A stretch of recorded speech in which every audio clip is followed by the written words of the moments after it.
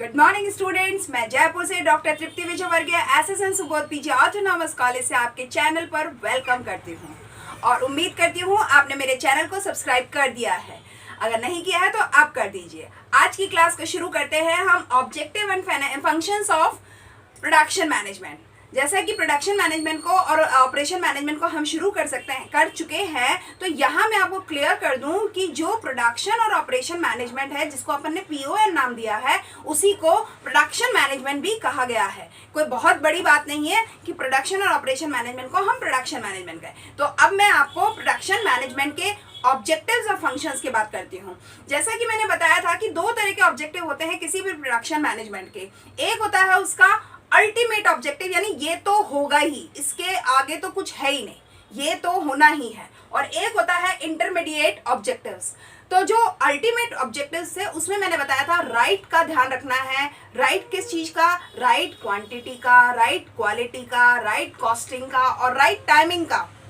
अगर आपका प्रोडक्शन सही क्वालिटी का ना हो, सही क्वांटिटी में ना हो, सही समय पर ना हो और सही कॉस्ट पर ना हो, तो उस प्रोडक्शन के होने का कोई औचित्य नहीं रह जाता है। तो it is very essential to be right at various stages. ठीक है, तो ये एक इंपॉर्टेंट चीज है प्रोडक्शन मैनेजमेंट में। ऑब्जेक्टिव होता है ये कि हम जो चीज बनाए वो सही हो, सही समय पर, सही मात्रा में, सही गुणों की और सही कॉस्टिंग की।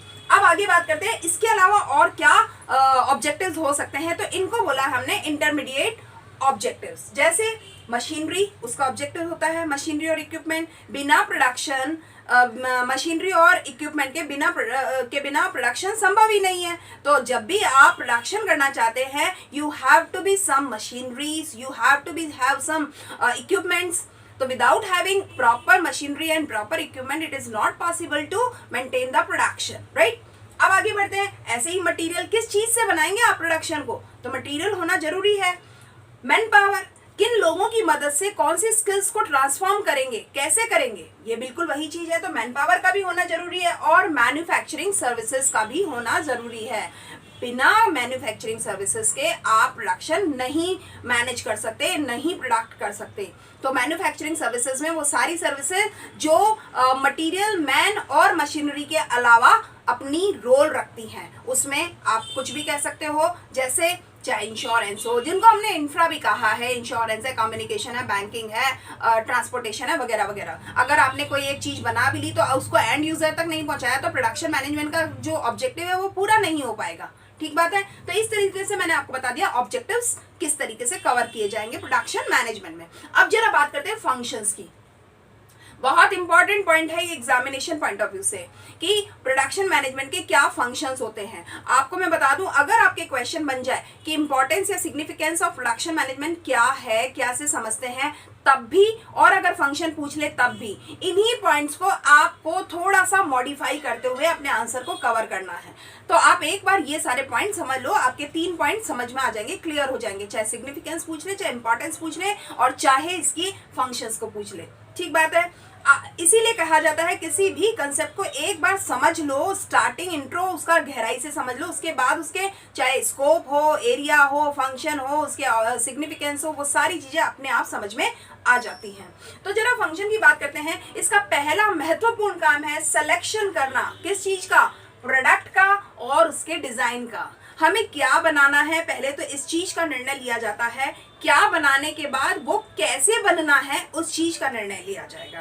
तो ना केवल प्रोडक्ट का बल्कि उसके डिजाइन का भी एक डिसीजन होगा, उसका सिलेक्शन होगा। और ये जो सिलेक्शन होगा ऐसे ही नहीं होगा, बहुत सारे ऑल्टरनेटिव्स पहले डेवलप किए जाते हैं। Then it is very essential to select the best alternative.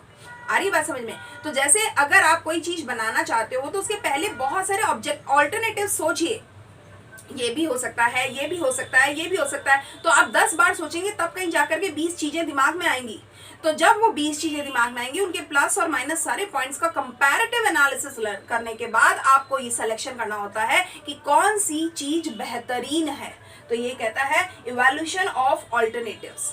उन ऑल्टरनेटिव्स का इवैल्यूएशन करना पड़ता है, उनका वजन देखना पड़ता है, किसमें अच्छी बात है, किसमें नुकसान है, किसमें फायदा है, किसमें हम कर सकते हैं, किसमें हम नहीं कर सकते हैं। बिल्कुल इस तरीके से आगे बढ़ते हैं। प्रोसेस का सिलेक्शन। जब हमने डिजाइन का सिलेक्शन कर लिया, प्रोडक्ट का सिलेक्शन कर लिया, तो अब किस तरीके से बनाया जाएगा वो, ये भी प्रोडक्शन मैनेजमेंट का फंक्शन है, यानी प्रोसेस का सिलेक्शन किया जाना। और प्रोसेस के सिलेक्शन में इंपॉर्टेंट चीज होती है हमारे सोर्सेज और हमारे रिसोर्सेज का इवैल्यूएशन करना। हमारे पास क्या चीजें हैं, क्या चीजें नहीं है, कौन से संसाधन है, कौन से संसाधन नहीं है, साधनों की अवेलेबिलिटी क्या है और मुश्किलें क्या है साधनों की। आपको पहले भी मैंने एक वीडियो में बताया था कि साधन और संसाधन दो अलग शब्द होते हैं, जैसे सोर्सेज और रिसोर्सेज। सोर्सेज तो वो होते हैं जो मैन मेड थिंग्स होती हैं, और रिसोर्सेज वो होते हैं जो गॉड गिफ्टेड थिंग्स होते हैं। तो with the help of God gifted things we made some sources. Clear है? तो ये चीज आपके क्लियर हो, दिमाग में होनी चाहिए। तो जब भी आप प्रोसेस की बात करेंगे तो प्रोसेस में हमें अपने सोर्सेज और रिसोर्सेज दोनों का इवैल्यूएशन करना होगा। आगे बढ़ते हैं, प्लांट लोकेशन। आपको ध्यान है इंडस्ट्रियल मैनेजमेंट में आपको प्लांट लोकेशन और plant layout, scientific management, engineering, maintenance, work measurement, work study, time study, ये सारी चीजें बहुत सारी बताई गई थी। अगर आपको वहां नहीं ध्यान है तो अब यहाँ इसका बहुत इंपॉर्टेंट रोल है, क्योंकि आप लोग पढ़ रहे हैं इस समय मैकेनिकल इंजीनियरिंग के पेपर, और मैकेनिकल इंजीनियरिंग के पेपर ये कहते हैं कि चाहे वो मटेरियल मैनेजमेंट हो, चाहे प्रोडक्शन मैनेजमेंट हो, चाहे ऑपरेशनल मैनेजमेंट हो, चाहे इंडस्ट्रियल मैनेजमेंट हो, ये सब मैकेनिकल इंजीनियरिंग की ब्रांचेस हैं, और इनमें कहीं ना कहीं कोई ना कोई चीज अटकती है, अड़ती है। तो इसीलिए आपको प्लांट लोकेशन भी बहुत इंपॉर्टेंट है, इस पे भी अपना काम करना पड़ता है। तो प्रोडक्शन मैनेजमेंट ये कहता है कि एक काम उसका ये होता है कि वो लोकेशन को सेट करे, और लोकेशन को सेट करने के लिए इंपॉर्टेंट है कि हम सारी चीजों का एनालिसिस करें, क्योंकि यही वो बेस होगा जहां पे हम कॉस्ट कट करेंगे।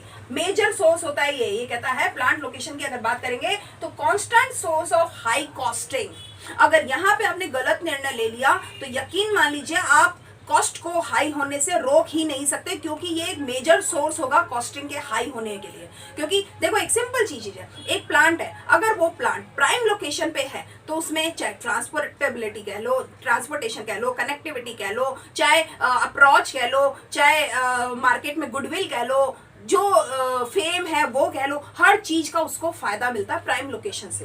तो ये जो प्राइम लोकेशन से फायदा मिलता है ना, उसी चीज को कहा गया अगर गलत लोकेशन सेट कर ली आपने, गलत जगह चूज कर ली अपने प्लांट की, तो मान लीजिए कि मटेरियल को लाने के लिए, फिनिश गुड्स को जाने के लिए जो ट्रांसपोर्टेशन है वो कॉस्टिंग बहुत हाई आने वाली है, चीजें जल्दी अप्रोच नहीं होंगी, लोगों के बीच में आपकी गुडविल अच्छी नहीं होगी।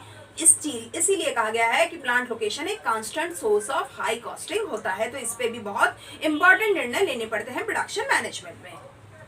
अब बात करते हैं कैपेसिटी प्लानिंग। कैपेसिटी प्लानिंग का मतलब होता है आपके पास जो available source, resource, machinery, method, technology, जो भी कुछ अवेलेबल है उससे आप कितना उत्पादन कर पाओगे।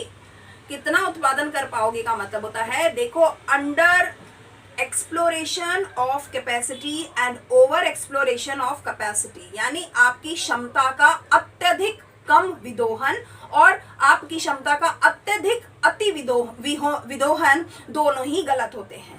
अगर आप कम विदोहन करते हैं तो आप अच्छा कर सकते थे लेकिन नहीं कर रहे हैं, और आप अगर ज्यादा विदोहन करते हैं तो वो विदोहन कब एक्सप्लॉयटेशन यानी शोषण में बदल जाएगा पता ही नहीं चलेगा, और लोग रिबेलियन हो जाएंगे, विद्रोह करने लग जाएंगे। तो एक बहुत इंपॉर्टेंट चीज है कि इस लाइन को समझना कि एक्सप्लोरेशन और एक्सप्लॉयटेशन के बीच में कौन से गैप तक हमें रहना है और कब इस सीमा को क्रॉस नहीं करना है। अगर आपने एक्सप्लोरेशन ज्यादा कर दिया तो एक्सप्लॉयटेशन में कन्वर्जन होते हुए समय नहीं लगेगा। इसीलिए कहते हैं कैपेसिटी प्लानिंग में डायरेक्ट इन्फ्लुएंस आता है, किसी भी प्लांट के जो गुडविल है, उसकी इमेज है, उसकी इन्फ्लुएंस है, उस पर डायरेक्ट असर आता है। तो इसके लिए बहुत इंपॉर्टेंट है कि आप अपने मशीन का, अपनी खुद की क्षमता का, अपने बंदों की क्षमता का, अपने समय की क्षमता का, आपकी पैसे की क्षमता का पूर्णतया सही दोहन करें, गलत नहीं करें, कम नहीं करें, ज्यादा नहीं करें। तो ये जो उचित है इसी को बहुत ही माइन्यूटली डिसीजन मेकिंग लेना होता है, और इस पे बहुत काम दिमाग लगाना पड़ता है। अब बात करते हैं प्रोडक्शन प्लानिंग की। अब प्रोडक्शन प्लानिंग ये कहता है कितना उत्पादन करना है। अभी अपन ने क्षमता का आइडिया लगाया है, अब कह रहे हैं हम उत्पादन कितना करेंगे। तो उत्पादन कितना करेंगे डिपेंड करता है हमने फोरकास्टिंग क्या किया है मार्केट में डिमांड का। हमने लोगों को ऊपर कैसे सर्च किया है, हमने अपना एक्सपीरियंस गेन किया है कि लोग कोई चीज़ जो हम बनाने वाले हैं वो खरीदेंगे या नहीं खरीदेंगे, किस प्राइसिंग पे खरीदेंगे, क्या टाइम अप्रोप्रिएट होगा, कौन सा मार्केट अप्रोप्रिएट होगा, कौन सा कस्टमर के मार्केट के सेगमेंट होते हैं, कौन सा कस्टमर सेगमेंट हमारे लिए अप्रोप्रिएट होगा। तो ये सारी चीज़ों के एनालिसिस करने के बाद हम प्रोडक्शन प्लानिंग करते हैं। अगर आपने डिमांड तो करी थी 5000 यूनिट्स की और आपने प्रोडक्शन कर दिया 10,000 यूनिट, तो यकीन मान लीजिए आपकी कॉस्टिंग तो बढ़ेगी, बहुत सारी चीजें वेस्ट में चली जाएंगी। आगे कहते हैं प्रोडक्शन का कंट्रोल। अब जब आपने एनालिसिस कर लिया है डिमांड का और अपना प्रोडक्शन स्टार्ट कर दिया है, तो उस प्रोडक्शन के स्टार्ट करने के बाद कॉस्ट पे कंट्रोल कैसे करेंगे, क्योंकि ये बहुत क्रूशियल स्टेज है जहां पे आपको माइन्यूट ऑब्जर्वेशन और सुपरविजन रखना होता है कि किसी भी तरीके से कॉस्टिंग नहीं बढ़ जाए। क्वालिटी का घटना और बात है और कॉस्टिंग का बढ़ना और बात है, जबकि एक्चुअल जो बिजनेसमैन होता है वो इन दोनों पे बहुत ही कड़ी निगाह रखता है कि क्वालिटी डाउन नहीं हो और कॉस्टिंग बढ़े नहीं। इन दोनों के साथ में बैलेंस और जस्टिफिकेशन करना ही एक अच्छे बिजनेसमैन की निशानी है। ठीक है, तो कॉस्टिंग का कंट्रोल करेगा। अब कहते हैं क्वालिटी और कॉस्ट कंट्रोल, यानी वही कंपटीशन का बेस है, बिल्कुल फैक्ट है ये। अगर आपके प्रोडक्ट की क्वालिटी कम और कॉस्टिंग ज्यादा हुई तो मान के चलिए आपका कॉम्पिटिटर इसका फायदा उठाएगा, और अगर आपके प्रोडक्ट की क्वालिटी ज्यादा और कॉस्टिंग कम हुई तो यकीन मान लीजिए आप अपने कॉम्पिटिटर्स पे हावी हो जाएंगे। तो कंपटीशन का एक्चुअल बेस जो होता है क्वालिटी कॉस्ट कंट्रोलिंग होता है। तो ये भी एक प्रोडक्शन मैनेजमेंट का फंक्शन हो गया। मेथड एनालिसिस कहता है हमारे पास कौन कौन से मेथड है किसी चीज के प्रोड्यूस करने के लिए, तो उन मेथड्स में से हमें सारा एनालिसिस करना पड़ता है कि हमें कौन सा मेथड अप्लाई करना है, और उस अप्लाई करने के लिए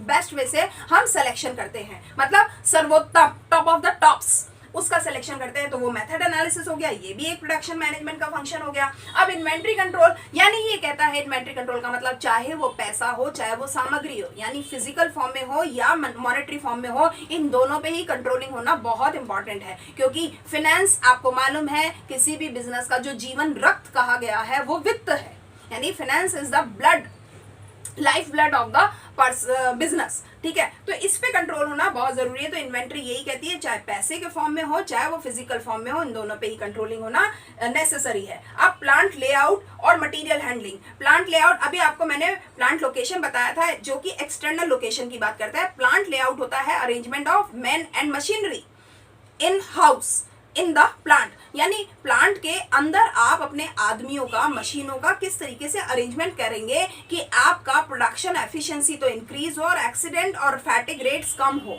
आपको ये भी मैंने इंडस्ट्रियल मैनेजमेंट में बहुत अच्छे से समझाया है। अगर आपको इसकी और ज्यादा गहराई से समझना है इस टॉपिक को, तो आपको मेरे वीडियोस पे जाना चाहिए प्लांट लोकेशन और प्लांट लेआउट के। ठीक है, अब बात करते हैं जो प्लांट लेआउट है, इस पे भी बहुत इंपॉर्टेंट निर्णय लेने पड़ेंगे कि कौन सी चीजों का किस तरह का अरेंजमेंट होगा। हमें ये पता होना चाहिए कि शेड्यूल वगैरह क्या है, कौन सी मशीनें कब यूज होंगी, कितनी बार यूज होंगी, उनका सीक्वेंसिंग क्या रहने वाला है। उसके अलावा मटेरियल का हैंडलिंग, हम मटेरियल की हैंडलिंग कैसे करेंगे। देखो, मटेरियल हैंडलिंग जितनी ज़्यादा कम होती है उतना ही ज़्यादा एफिशिएंट माना जाता है, और जितनी ज़्यादा हाई मटेरियल हैंडलिंग होती है उतना ही अंडर एफिशिएंट प्लांट को माना जाता है। ठीक है, तो इस चीज़ का ध्यान रखना पड़ता है। अब ये कहता है वर्क मेजरमेंट ये कहता है आप अपने समय को और अपने पैसे को और अपनी एनर्जी को किस तरीके से मैक्सिमम यूटिलाइज करते हो कि आपका जो काम का नियोजन है, जो प्रमापन है, वो हो जाए। यानी एक स्टैंडर्ड सेट करने पड़ते हैं, और स्टैंडर्ड सेट करने के बाद एक्चुएशन से उनका कंपैरिजन किया जाता है कि आपको अगर 8 घंटे में एक यूनिट प्रोड्यूस करनी थी, अगर आपने 10 घंटे लिए तो ये 2 घंटे एक्स्ट्रा क्यों लगे। क्योंकि अगर ऐसा 4 बार किया तो एक नया प्रोडक्ट बन सकता था, लेकिन आपके अभी 4 ही प्रोडक्ट बने जबकि बन सकते थे 5। ठीक है, तो ये जो सारी चीजें हैं ये वर्क मेजरमेंट में काउंट होती है, जिसमें हम method analysis, motion analysis, time analysis सारे चीजों को करते हैं। ये एक्चुअल इंजीनियरिंग के पेपर्स के टॉपिक है। ठीक बात है। अब बात करते हैं मेंटेनेंस करना। अब मेंटेनेंस में वही आपकी चाहे मशीन हो चाहे आपके इक्विपमेंट्स हो, उन सबका मेंटेनेंस होना बहुत जरूरी है। देखो, एक नई खरीदी बहुत आसान है, लेकिन खरीदी हुई चीज को नया रखना बहुत टफ काम है। तो नया रखने के लिए मेंटेन करना पड़ता है उसका एक्चुअल उसकी टाइम टाइम पे सफाई, उसमें लिब्रिकेंट, उसका सारी चीज़ों का ध्यान रखना पड़ता है, ऑयलिंग करना पड़ता है। कोई भी मशीन खराब होते बहुत ज़्यादा समय नहीं लगता, लापरवाही या नॉन मेंटेनेंस एटीट्यूड उसे आराम से खराब कर सकता है। और एक मशीन का खराब होना एक बहुत बड़ी कॉस्टिंग है। केवल मशीन नहीं खराब होती, उस पर लगा हुआ पैसा नहीं ब्लॉक होता, बल्कि सारा प्रोडक्शन हैम्पर हो जाता है, बाकी सारी मशीनें भी हैम्पर हो जाती हैं। तो ये चीज़ का ध्यान रखना होगा कि हमारा मेंटेनेंस भी प्रॉपर हो, और ये मेंटेनेंस प्रॉपर रखने के लिए प्रोडक्शन मैनेजमेंट का ही से फंक्शन कहा गया है। अब उसके अलावा कहता है बहुत सारे दूसरे फंक्शन भी है जो हमने अभी क्लासिफाई कर दिए, उसके अलावा भी बहुत सारे फंक्शन हैं जो प्रोडक्शन मैनेजर को देखने पड़ते हैं। कैसे? जैसे ये कहता है अदर्स फंक्शंस में आ जाएगा, चाहे वो इंजीनियरिंग हो, स्टोरेज हो, किसी का वेजेस हो, इंसेंटिव्स हो, उनका सैलरी वगैरह सेट करना, उनका रिक्रूटमेंट, वो सारी चीज़ें भी प्रोडक्शन मैनेजर को देखनी पड़ती है कि जिन स्किल्स को वो यूज़ कर रहा है क्या उन स्किल्स को एप्रोप्रिएट वेजेस या सैलरी मिल रही है या नहीं। तो इस तरीके से ये सारे फंक्शंस कवर होते हैं। पूरी उम्मीद करती हूँ कि आपको मेरा ये क्लास समझ में आई होगी और ये कॉन्सेप्ट क्लियर हो गया होगा। Thank you for watching my videos regularly. Keep watching students.